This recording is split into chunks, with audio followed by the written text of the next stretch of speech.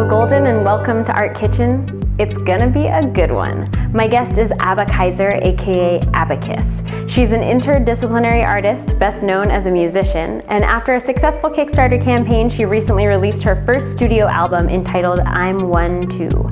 Abba has toured the US numerous times and in 2015 was selected to be a fellow of the Dosti Music Residency, an initiative of the US Embassy in Pakistan that brings together musicians from Pakistan, India, and the US. A natural community organizer, Abba's shows and events are eclectic, inspiring, and quite diverse. You can find her performing around the Pacific Northwest and connect with her virtually at abacusmusic.com. So my first question is about, tiny Abba. And if you've always been an artist and considered yourself an artist. Have I always been an artist? I guess so. I was highly encouraged as a child to express and create. My mom stayed home with us and did in-home daycare and had, we always had a ton of kids in the house and, all these craft lessons, and she was also a preschool teacher, so she just kept us highly enriched with activities and my dad always brought us on adventures, so we would go out and walk in the woods or go on ski trips or go to the beach, and so I feel like they definitely encouraged us to be out in the world and in our own inner worlds and express and create. So I don't know, I guess my dad likes to tell the story of when I was 3 and I carved my name into a dresser. So, whoops. So I don't know. I guess so. Yeah. And you have siblings. Mm-hmm. Did they all also turn out to be artists? I think that they're artists in their own right. I think they're still sort of finding their passions, but I was definitely an anomaly, wanted to just be in my room and have my own world. They kind of don't know where I came from, so that's okay. And when did you discover or decide that music was your medium of choice? Well, I was living in New York City for a very short time, and I was in different plays. So I'd gone to New York City to be in some performances, and then through those performances found a musical relationship that really shifted how I thought about what was possible for my music. It really made me sort of decide and focus in and say, this is what I'm going to choose, because I think for a lot of my life, I've just sort of been expressing in so many different mediums and drawing and crafting and performing and singing and guitar, and that I've just had such a wide variety, and then to have this relationship really solidify new possibilities for music and helped me sort of hone in and focus on that. So that's really only in the past couple of years that I've been music is my thing. But it's just been something that I've done my whole life, just drawing or, performing. So I don't know. Knee-jerk responses. And also as a traveler, the guitar has been my one constant. Yeah. So throughout all my years of traveling through the States and living in various parts of the country, that's been the thing that's been with me the entire time. But it's only recently that I decided to do music, in a very more serious way, and record an album and work on production and really work up on harmonies and things like that. So yeah. And how is your inspiration or your impulse to create changed over time and also across mediums? I think I'm always going to be the weird girl in her room, collaging and putting puffy paint on her drawings, and then inviting her friends over to cut hair and make weird food, and then have a house concert, or I don't know. I feel like it's changed in that I'm definitely more intentional about my art now, and I think that there's something to like after doing, I guess specifically in the realm of music, like after so many years of writing songs and performing them, like getting to a place where it's okay to be to be more simple in my songwriting and in my like intentions, because I think that I think my challenge has been like, how do I incorporate all of the things that I'm interested in into my world? And so I've just done a lot of different things to keep my interest, basically. But over time. And what was the second part? Across mediums. Across mediums. Yeah. It's interesting. Like, I definitely feel like I'm an amateur, like, artist in a lot of ways. Like, I'm not, I don't really consider myself a professional artist, I guess. Even though it's just so much a part of who I am, it's not necessarily the path that I've, like, been focusing on as, like, my, career or my moneymaker. Like, it's just kind of like this, that's just who I am. That's not a choice I can make, or like, So talk to me about where that comes from, like that this is who I am. Yeah. Making weird food. Like what is that? What's the drive? What are you after? I guess, there's a huge need to be seen and to be, and to have feedback on my existence. Like, I think the happiest times of my life are when I've been in a close community of people who are challenging me and helping me to, learn more, and also seeing me and experiencing and reflecting with me on performative stuff like dance and music. And so I'm not sure. I kind of lost the thread there, but like, what was the question? Yeah, that need or that drive to be seen is what you said. Yeah, I think that we all have that innate need, but I'm definitely, like, I guess since growing up with all of this feedback about who I am and growing, and that I've sort of come to, like, really thrive in an environment where I feel seen and valued, and where I feel like I can express and try things out and, like, put something out that's meaningful to me, and to be in a community where I can I guess just feel seen and heard, and support others in feeling the same way, and in their own personal growth. Like, I think that's a big piece of it for me, is like that it helps me evolve. Which I feel like is beyond any kind of politics, like the most important, like, thing that you could do at this time is, like, continue to grow and change. And being in the world of art means that you're constantly, like, staying open to, like, what is going to inspire me next? How am I going to, like, fulfill this need in myself to be seen and heard? And how am I going to, like, fit those, pieces all together in the situation that I'm in now, in the town that I'm in now? Right. So constantly staying open to change and being adaptable to the world around you. And, So do you feel like if you didn't actively work on your creative process and give yourself that space in those communities, do you feel like you need that to be happy and healthy? Definitely. Yeah, I definitely notice that when I'm not working on a project or an event or with someone, that there's definitely something that's missing from my life.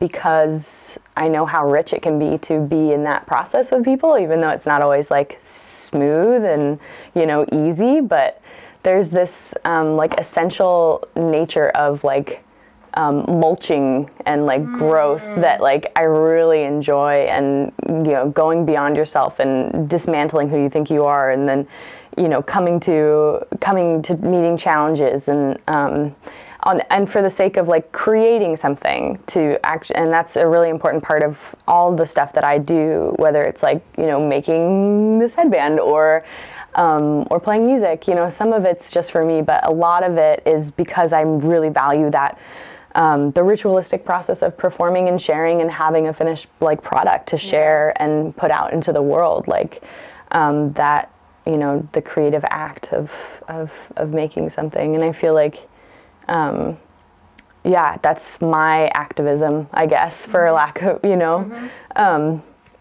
is to just keep creating and keep learning and growing. I love that image of mulching and like talking about just that kind of personal development and community evolution, because a lot of times I feel like a lot of times art therapy talk gets into this like wounded, like, you know, putting salve on a wound instead of just this like growing, moving, churning, composting. And I really relate to that, and I love the language you used. Yeah, and art therapy, like, I understand why that's had to become like a distinction recently, but I feel like 10,000 years ago you would not know what the difference between art and ritual and art and therapy or like health and creation are. Like they're not separate, I guess, and in my mind. And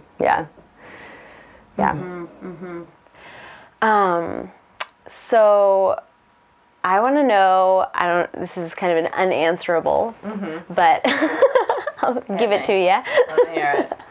Where does your music come from, and how does it come to you? I'm trying to think. It definitely changes over time. I started out just learning the songs that I liked on the guitar and writing really, really simple songs. And then, I guess I feel like I've been pretty unaware of myself for most of my life. I've just been kind of doing things. And it's only recently that I'm like, oh, I can choose what I want to do and have some more intention. But really, it's been very spontaneous, I guess, is the best way to describe like how I write music. And I used to only improvise lyrics. So I would have like a set structure of the chords, but then I would just go in and sort of freeform flow the words, for better or worse. and then they'd be gone, right? They'd be like these performative, like musical songs, and then they'd be like, and people would come up to me years later, like in Port Townsend here, a woman came up, she's like, "You're the girl who wrote that song about the hair that I love." And I was like, "I don't know what you're talking about. Like, I have no memory of this." Like, she's like, No, it was great. You wrote a song on the spot about my hair, and I loved it, and I've never forgotten you." She's like, "Can I get a copy of that?" Like, sorry, that's for you though. Like, so, you know, going from that extreme to then having to, when I decided to focus on music and make an album, you know, becoming accountable for my own like madness, I guess, and sharing it with other people in a way that they could understand and respond to and communicate, and making it the same every time. And I think that I needed to go through that process because I'm not, I feel like I'm a person who's slowly over time learning how to follow directions, or like the value in doing things the right way and not like the most creative way that I could ever do them, but like, okay, if I actually have some things solid, what more can I do? Like, because in that world of just exploding or spontaneously combusting into song, like there's only so far you can go, I feel like, before you're like, I'm bored or I'm lonely, like I need people, I need my friends to come and help me or just add to this and make it better. So going through the process of making an album was definitely very grounding and hard and humbling, and I had a really positive experience working with a producer who's also a peer of mine, who's also a woman, and that was a really, really cool experience.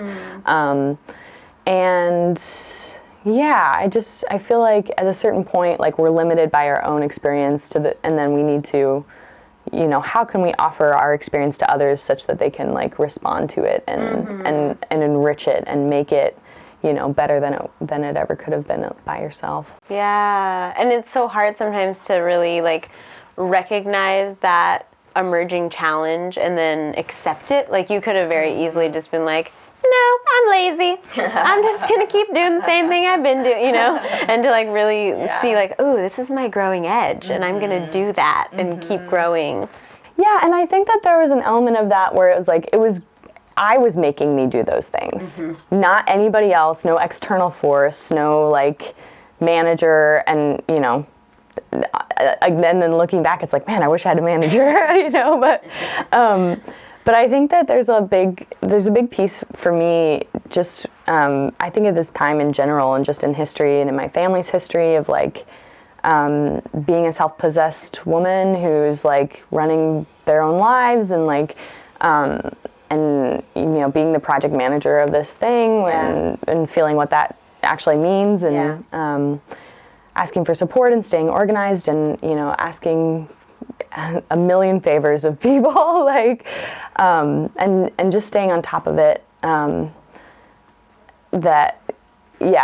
don't think I guess it's hard to let other people into your sphere, especially with something like your creative work. Yeah. And it's like, but I found some really, really cool people to trust in that collaboration, and it really paid off. Like that, I feel like I got to relax into the role that I had, and really like appreciate others for their talents, and like just let it be a little bit more like semi-permeable membrane instead of like I am a super complete like package of a musician that can just come and complete. And it's like, just to open it up a little bit more. Yeah. And how were you able to manage, like, collaborating and having this group of people around you while still maintaining your artistic voice and making sure that it was still your vision? Yeah, that was tricky. Definitely a lot of honesty and a lot of hard conversations, which is, again, part of the, like, whole, like, mulching process, the whole creative process of, like, growth and collaboration. I think what really helped was like knowing that the people who I was asking to be on my team really understood my music. And that has not always been true. And like I feel like a lot of negative experiences with musicians, especially young women who have producers who are often male, like they're coming in and they really can't empathize with your experience or understand where you're coming from, or like value your own, like I felt very valued in my own creative like spirit, and found people who really understood what my creative spirit was about, and then got to like accentuate that and like really look at each song as a piece, and then like what does this piece need, like a doctor would, or like someone who, or a friend, just like what does this piece need to be more of itself, and not try and change it, but like bring support it, support it. So talking about the album and also talking about some of the other events and things that you do, it seems like community and bringing groups together is a really big part of what you do and part of your art in a lot of ways. Will you talk a little bit about the role of community in your work, and also like how you engage your community or how you create your community? Yeah. That's a big question for me right now. I think just, so I was living in New York City and found, I feel like we find each other wherever we go, right? Like, we're pretty bright lights, so then when we like see each other, we're like, oh, there you are. Like, I see you. But yeah, that's interesting. I definitely, let's see, the role of community.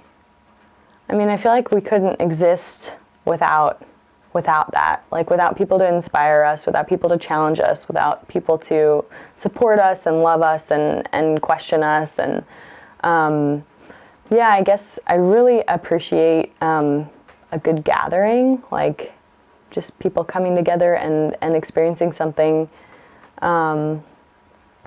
And also just growing up, I guess, performing in the theater, like understanding the value of performance and the event of a performance and what that brings for people and how that can be so transformative and like active, even in the context of like audience and participant, like the empathic experience that can happen in a group and, being in the moment together. I'm right now in my sort of my job life. I'm moving into the realm of event coordination and sort of transferring my like experience as a musician and an artist organizer into like other realms and bringing people together and creating a good atmosphere is like something that I just love to do, and it's something that I compulsively do. Like I love when people visit. I love like, making food and just like being a person who like holds, who creates and holds an environment. And I think partially that's like selfish of me. Like I really liked things to be a certain way. So I create the environment that I would have wanted to have, coming into it as an artist or as, a performer, like. And right now I'm involved in organizing a group that is still very young, and I really the intention is to have listening environment shows here in Port Townsend, and figuring out what that means, and it's challenging, I think, because I don't necessarily want to be in charge, but I definitely want community, and I want things to be like. I want the aesthetic to be really kind and beautiful. Like beauty is a big part of the events that I want to see happen. And so I think finding my role in community is like now my growing edge. Like how do I or not take responsibility or leadership for a group, and what are my skills and what do I actually want to do? And I found, and I think that's why the previous album collaboration was so successful, because I don't necessarily want to be in charge, but I want to be like a very important supporting role that can make decisions still. And take care of a lot of the details. Like I'm really detail oriented. So yeah, I guess like at this point, my dream is to be a part of like a really great team instead of being like the spearheader of any kind of group. Like that's huge. So just collecting and feeling into relationships over time to see like who's on the team, like who's here, and there's so many allies here in Port Townsend. It's amazing. And also like I feel like I need to be sort of an ambassador and travel around in the local area to find sort of enough of what I'm looking for in terms of like experience and collaborators and other talent. And so, yeah, it's definitely a process right now of like, what is my role in this? And because I do believe that any group or movement needs to have strong leadership, and that's a really important part of it. Or any like, I don't know, community, I guess, even too. Like, I feel like we've sort of lost the